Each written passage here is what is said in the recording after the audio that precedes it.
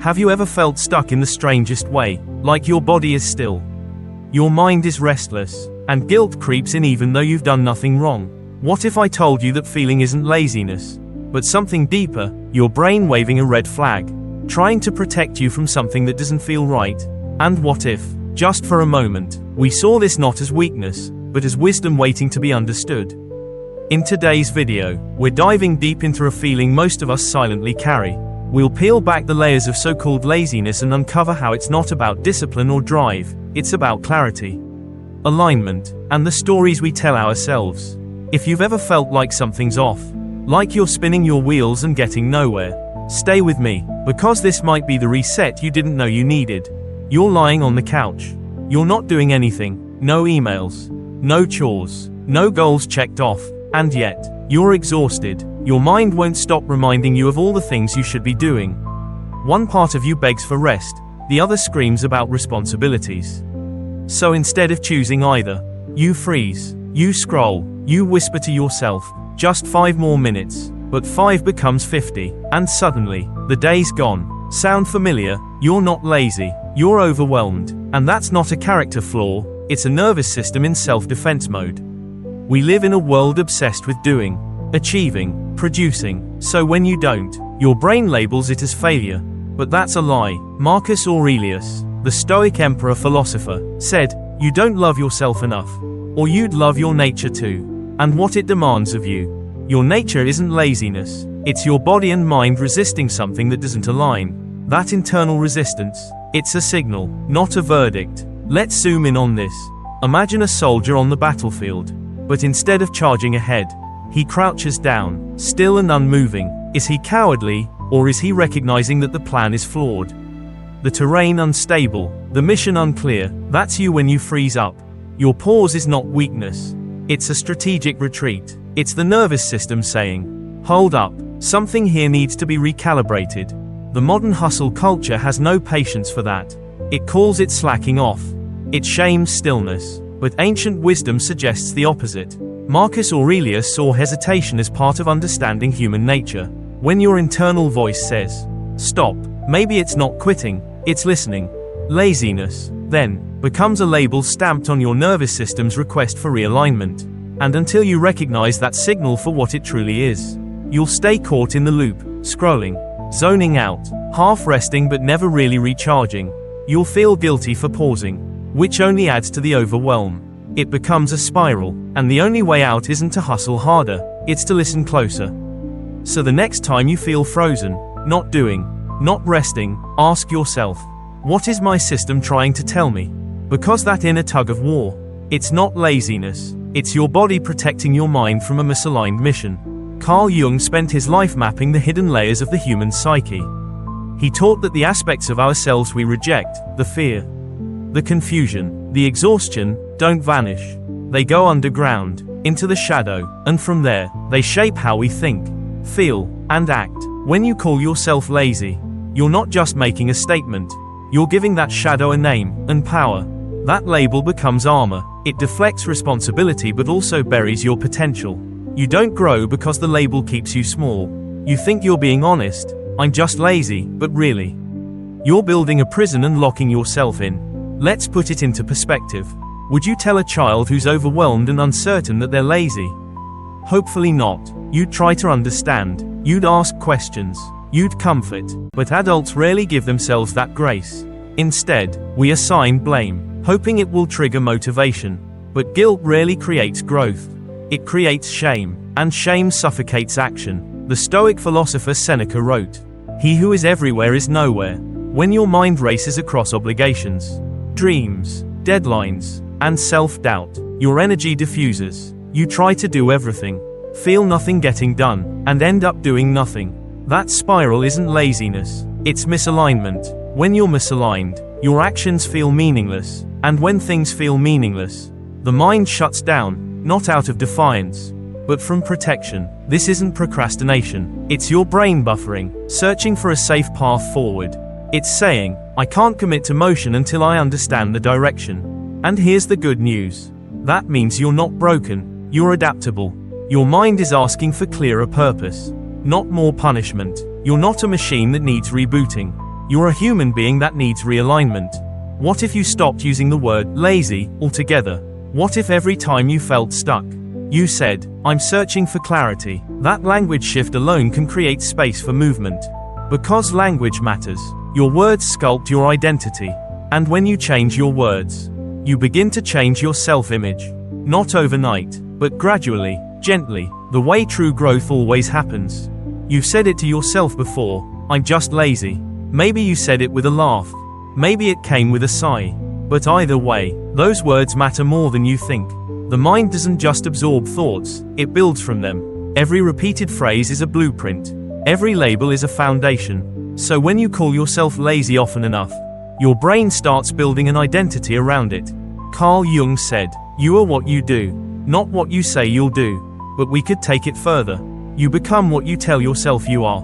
The more you say it, the more you believe it. And the more you believe it, the more you act like it. It's not magic, it's identity-based habit formation. The brain seeks congruence between belief and behavior. So if you believe you're a procrastinator, you'll unconsciously find ways to match that image. But here's the flip side, and it's powerful. You can interrupt that pattern. Start telling yourself, "I take action, even when it's uncomfortable." Then prove it, in the smallest way possible. Not grand gestures, just one clear, purposeful move. That shift is more than symbolic, it rewires your identity. Think of identity like a mirror. If the mirror is cracked by self-criticism and distorted labels, the reflection will never feel strong or capable. But if you clean the mirror, even just a little, you start to see a truer version of yourself. And when that internal image improves, your actions follow. The Stoic Epictetus famously taught, "It's not things that disturb us, but our judgments about things." So ask yourself, what judgment are you placing on your own struggle? Is the missed workout or the messy inbox a moral failure, or just a moment? One skipped task does not define your worth. One unproductive day doesn't mean you are lazy. But the story you attach to those moments can shape your entire narrative.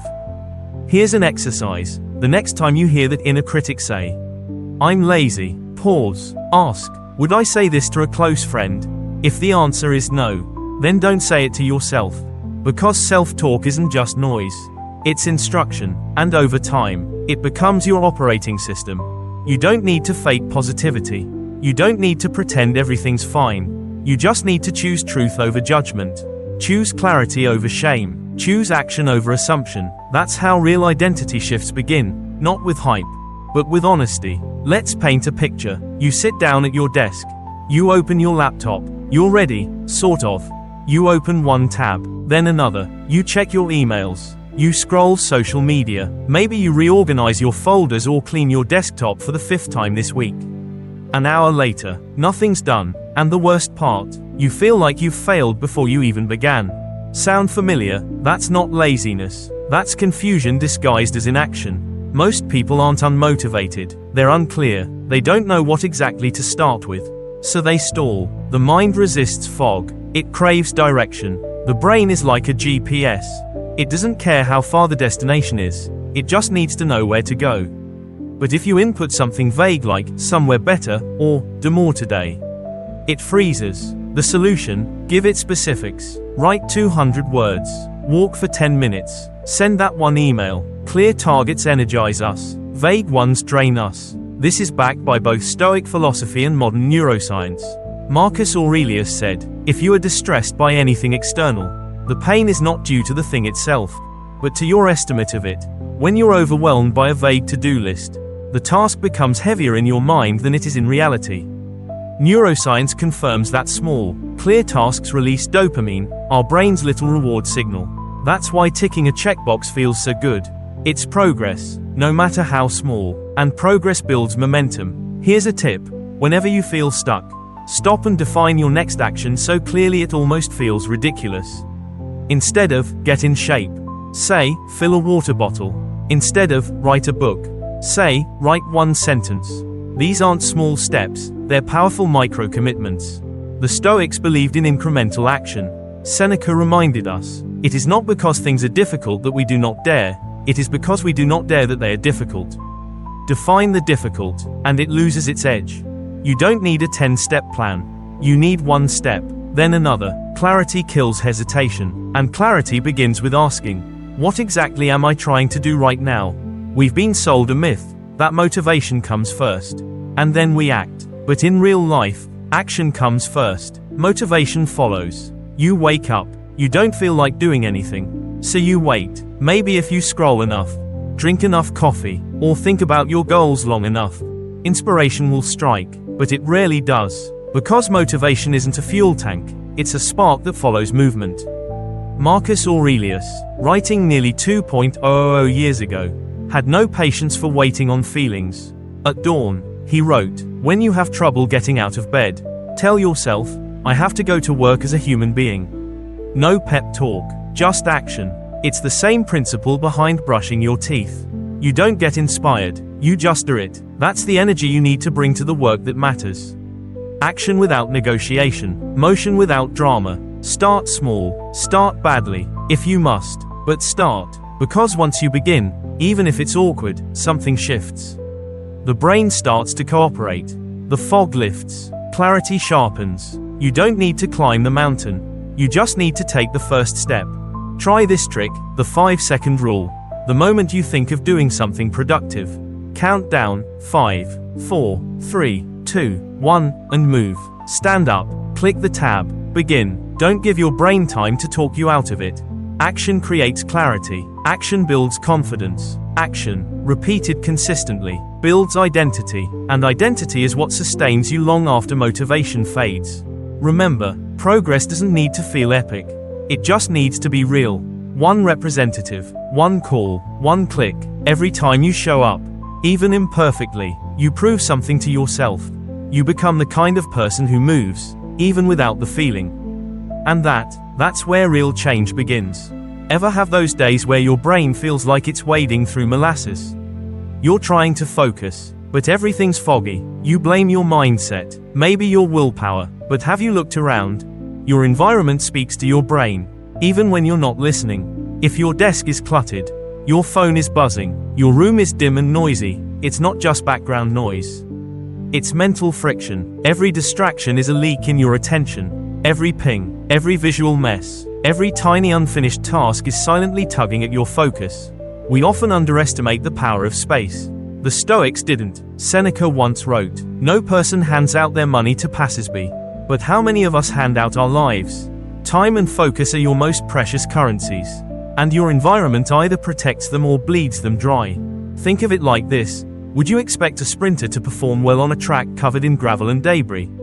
Of course not. But that's how we treat ourselves, trying to perform and produce in spaces filled with clutter, chaos, and unspoken stress. Carl Jung believed that the psyche responds directly to its surroundings.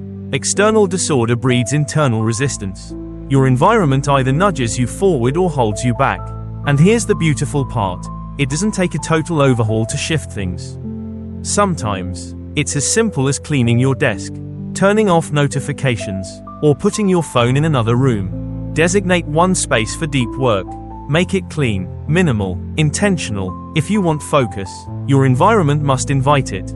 If you want creativity, let the sunlight in. Add a quote, a candle, a plant, something that signals purpose.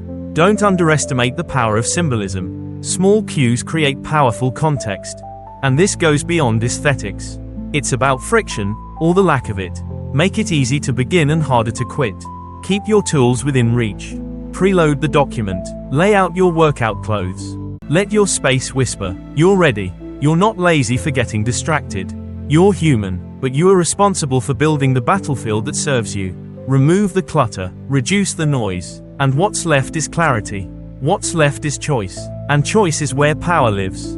Let's talk about consistency. You've probably had a burst of motivation at some point.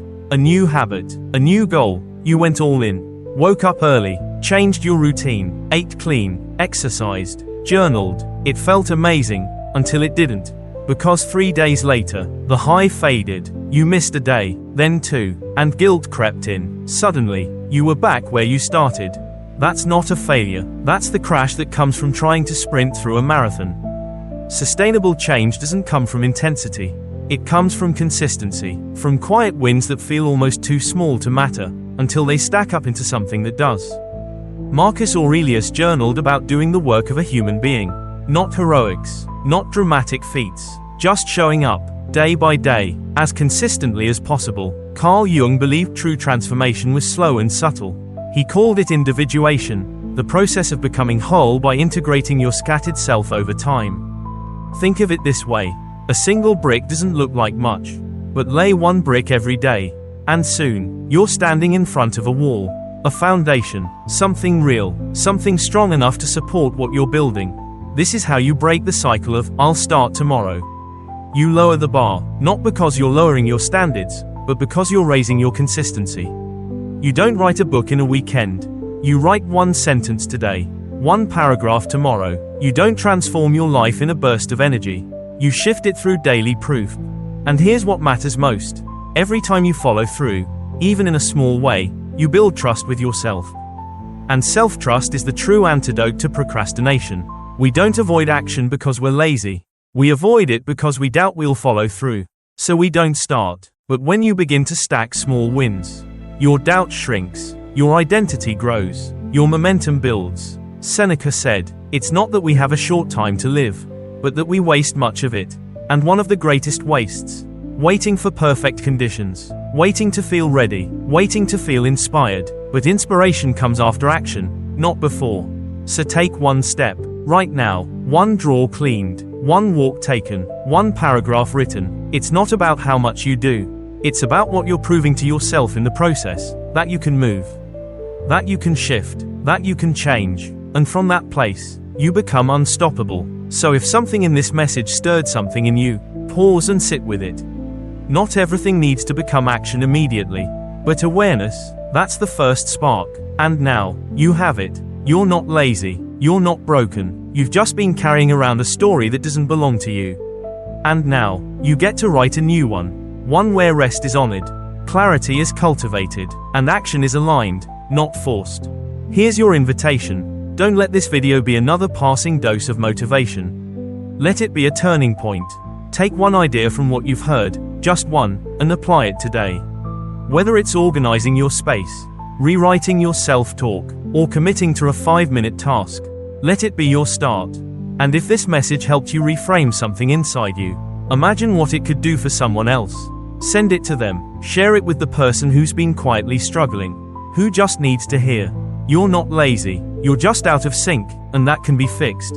And hey, if you want to keep growing, reflecting, and moving forward with a community that values clarity, purpose, and real growth, not just hustle, hit that subscribe button. It's free, and it helps us reach more people who need this message.